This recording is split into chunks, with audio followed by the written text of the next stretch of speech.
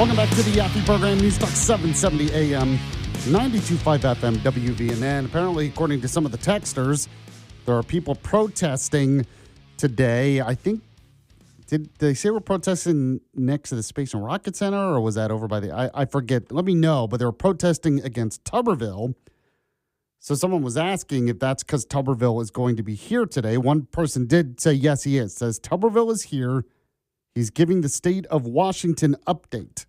So that's why you see some protesters. So there you go. If there's more on that, I'll let you know. By the way, we got to get to the other Alabama headlines right now. We have those Alabama bullet points.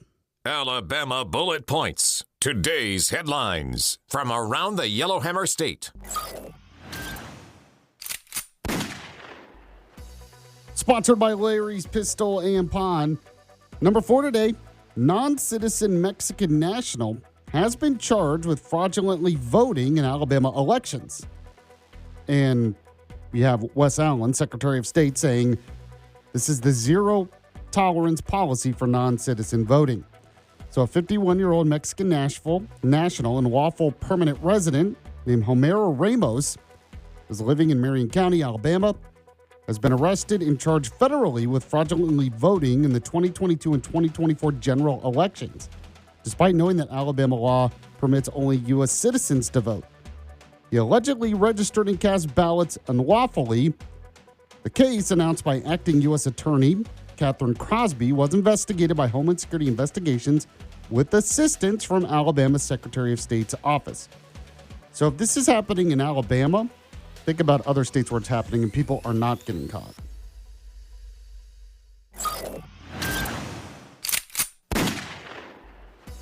Number 3 today, Alabama Republican-elect Stadthagen. Alabama Republicans elect him as the state party chairman. So the Alabama Republican Party elected State Representative Scott Stadthagen out of Hartselle as its new state party chairman.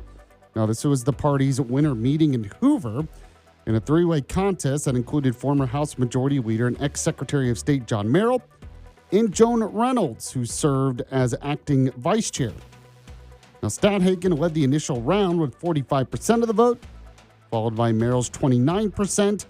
The race advanced to a runoff where Stadthagen won handily. Now, the chairmanship vacancy arose after previous chairman John Wall resigned to pursue a run for lieutenant governor. Stadthagen, who has represented House District 9 since 2018 and served as House Majority Leader since 2022. He is a residential builder and developer who founded Hagen Homes, Inc. So there you go.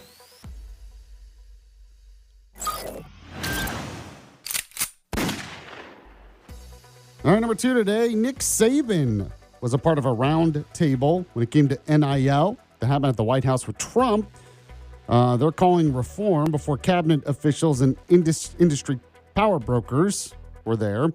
So President Donald Trump hosted a White House roundtable on Friday focused on reforming college sports, especially amid disruptions from name, image, and likeness deals, the transfer portal, and related issues. Now, attendees, including prominent figures such as former Alabama coach Nick Saban and SEC Commissioner Greg Sankey, and others. Media executives were there, cabinet officials as well, industry leaders. Now, Saban, for his part, stressed the need for a system prioritizing student-athletes' personal development, education, and long-term success beyond athletics, criticizing how the current environment has shifted focus to financial gains and made holistic player development difficult. So he's focused on the educational part of it, which, he's right on that.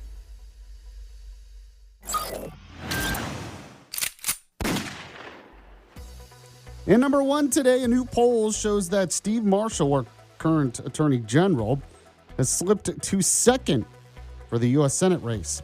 And Congressman Barry Moore, who has Trump's endorsement, takes the lead, at least according to this latest poll. Now, a recent poll by Remington Research Group conducted March 2nd through 4th among Alabama Republican primary voters, or likely Republican voters, reveals a significant shift in the 2026 GOP U.S. Senate primary race. U.S. Representative Barry Moore now leads with 22% support. This overtakes Alabama Attorney General Steve Marshall, who has slipped to second place at 16%. Now, what's interesting is former Navy SEAL Jared Hudson had 12%, while minor candidates such as Seth Burton, Morgan Murphy, Rodney Walker, and Dale Diaz Jr. register at 1% or 0%.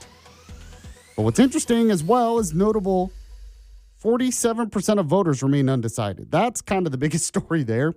Outside of Barry Moore taking the lead, 47% undecided.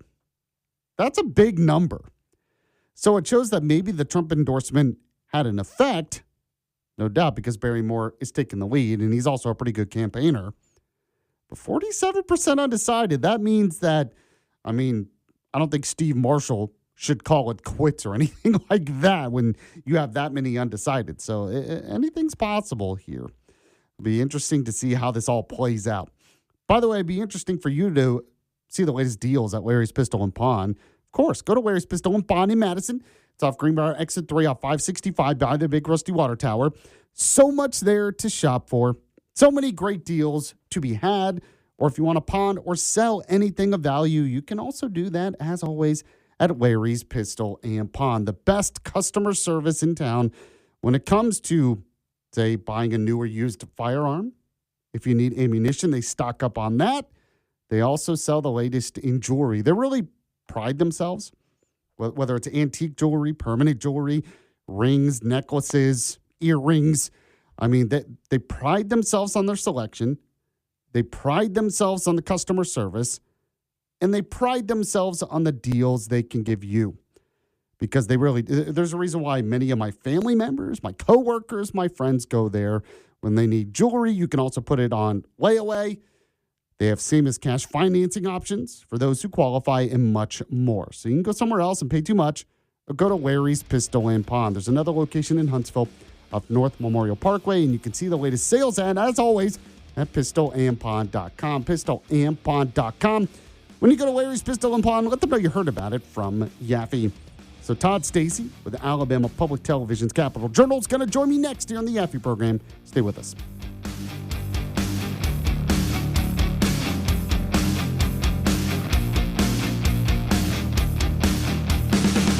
The Yaffee program.